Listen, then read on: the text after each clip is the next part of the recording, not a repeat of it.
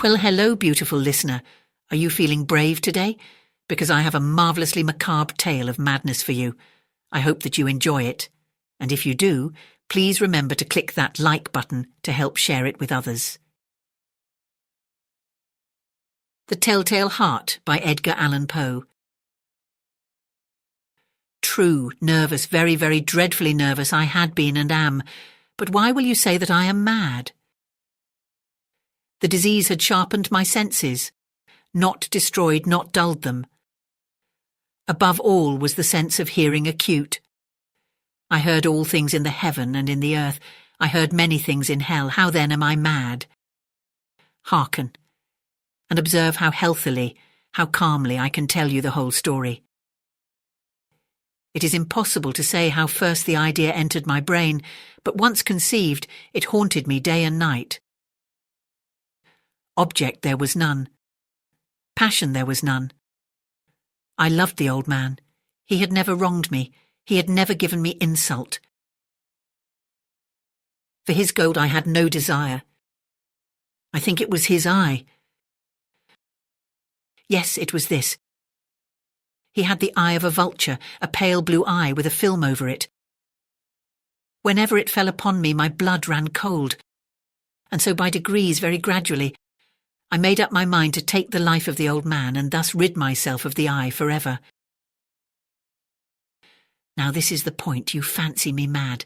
Madmen know nothing. But you should have seen me.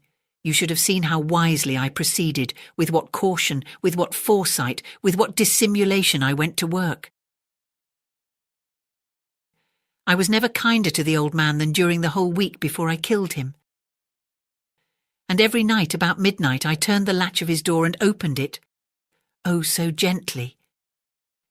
And then, when I had made an opening sufficient for my head, I put in a dark lantern, all closed so that no light shone out.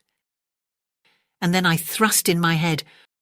Oh, you would have laughed to see how cunningly I thrust it in. I moved it slowly, very, very slowly, so that I might not disturb the old man's sleep. It took me an hour to place my whole head within the opening so far that I could see him as he lay upon his bed. Ha! Would a madman have been so wise as this? And then, when my head was well in the room, I undid the lantern cautiously. Oh, so cautiously. Cautiously, for the hinges creaked. I undid it just so much that a single thin ray fell upon the vulture eye. And this I did for 7 long nights, every night just at midnight. But I found the eye always closed, and so it was impossible to do the work. For it was not the old man who vexed me, but his evil eye. And every morning when the day broke, I went boldly into the chamber and spoke courageously to him, calling him by name in a hearty tone and inquiring how he has passed the night. So you see, he would have been a very profound old man indeed, to suspect that every night just at 12 I looked in upon him while he slept. Upon the 8th night I was more than usually cautious in opening the door. A watch's minute hand moves more quickly than did mine. Never before that night had I felt the extent of my own powers, of my sagacity. I could scarcely contain my feelings of triumph. To think that there I was opening the door little by little, and he not even to dream of my secret deeds or thoughts. I fairly chuckled at the idea, and perhaps he heard me, for he moved on the bed suddenly as if startled. Now you may think that I drew back, but no. His room was as black as pitch with the thick darkness, for the shutters were close fastened through fear of robbers. And so I knew that he could not see the opening of the door, and I kept pushing it on, steadily, steadily. I had my head in and was about to open the lantern when my thumb slipped upon the tin fastening, and the old man sprang up in bed, crying out, "Who's there?" I kept quite still and said nothing. For a whole hour I did not move a muscle, and in the meantime I did not hear him lie down. He was still sitting up in the bed listening, just as I have done night after night, hearkening to the death watches in the wall. Presently I heard a slight groan, and I knew it was the groan of mortal terror. It was not a groan of pain or of grief. Oh no, it was the low, stifled sound that arises from the bottom of the soul when overcharged with awe. I knew the sound well. Many a night, just at midnight, when all the world slept, it has welled up from my own bosom, deepening, with its dreadful echo, the terrors that distracted me. I say I knew it well. I knew what the old man felt and pitied him, although I chuckled at heart. I knew that he had been lying awake ever since the first slight noise, when he had turned in the bed. His fears had been ever since growing upon him. He had been trying to fancy them causeless, but could not. He had been saying to himself, "It is nothing but the wind in the chimney, it is only a mouse crossing the floor," or "It is merely a cricket which has made a single chirp." Yes, he had been trying to comfort himself with these suppositions, but he had found all in vain. All in vain, because death, in approaching him, had stalked with his black shadow before him and enveloped the victim. And it was the mournful influence of the unperceived shadow that caused him to feel, although he neither saw nor heard, to feel the presence of my head within the room. When I had waited a long time, very patiently, without hearing him lie down, I resolved to open a very, very little crevice in the lantern. So I opened it, you cannot imagine how stealthily, until at length a simple dim ray, like the thread of the spider, shot from out the crevice and fell full upon the vulture eye. It was open, wide open, and I grew furious as I gazed upon it.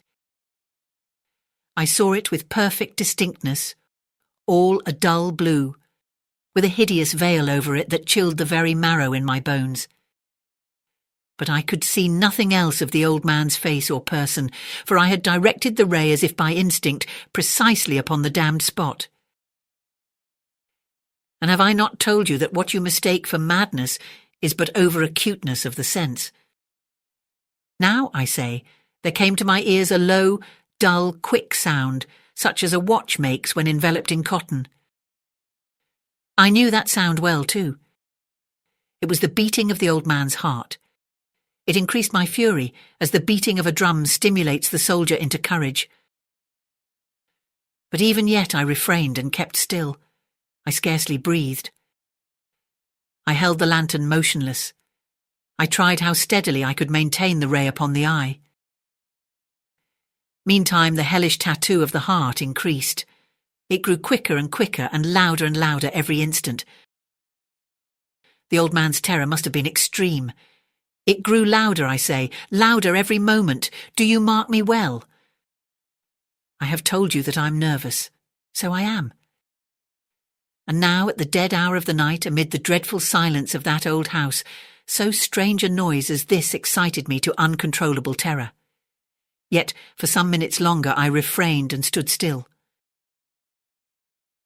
But the beating grew louder. I thought the heart must burst.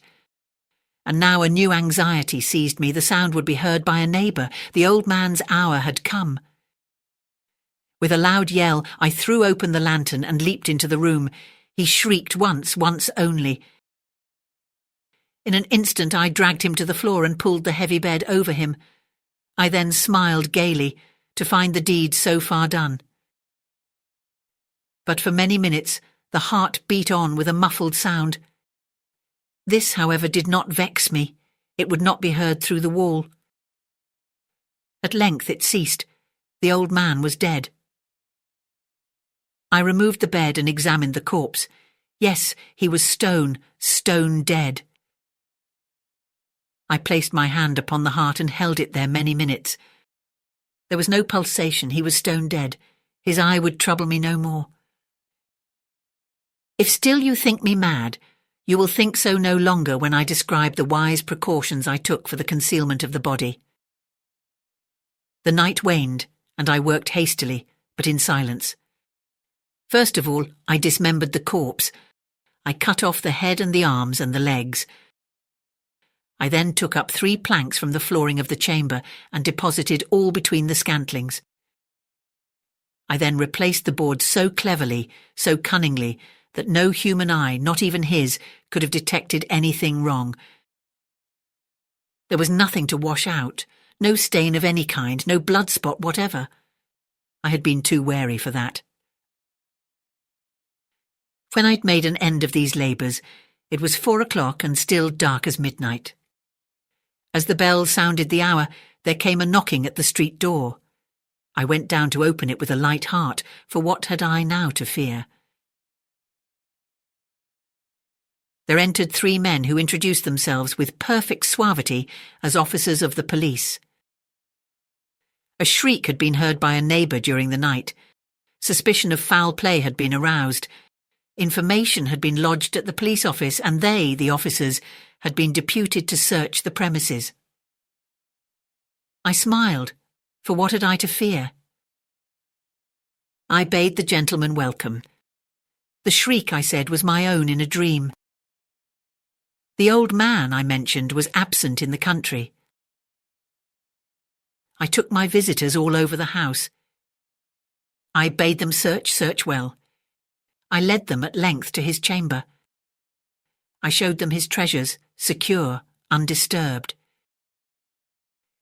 In the enthusiasm of my confidence, I brought chairs into the room, and desired them here to rest from their fatigues, while I myself, in the wild audacity of my perfect triumph, placed my own seat upon the very spot beneath which reposed the corpse of the victim.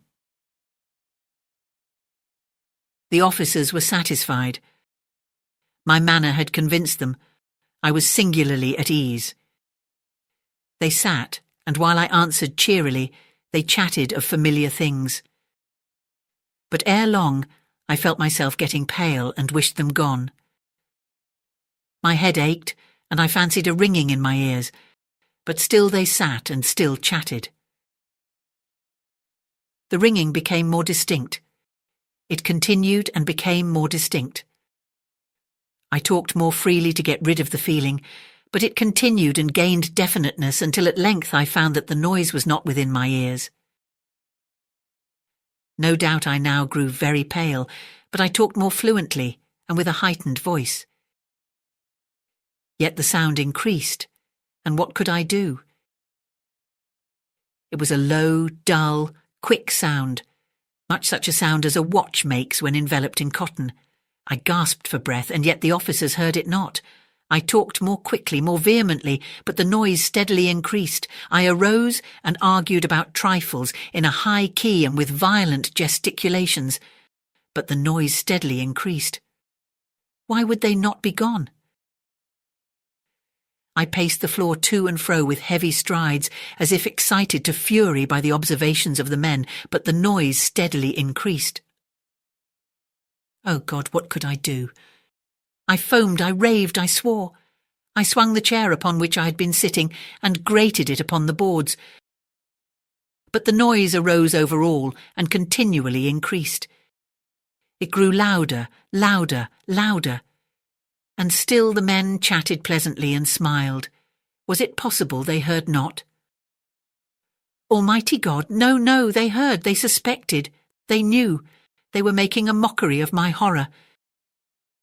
This I thought, and this I think, but anything was better than this agony. Anything was more tolerable than this derision. I could bear those hypocritical smiles no longer. I felt that I must scream or die, and now again hark, louder, louder, louder, louder. Villains, I shrieked, dissemble no more. I admit the deed, tear up the planks. Hear, hear, it is the beating of his hideous heart.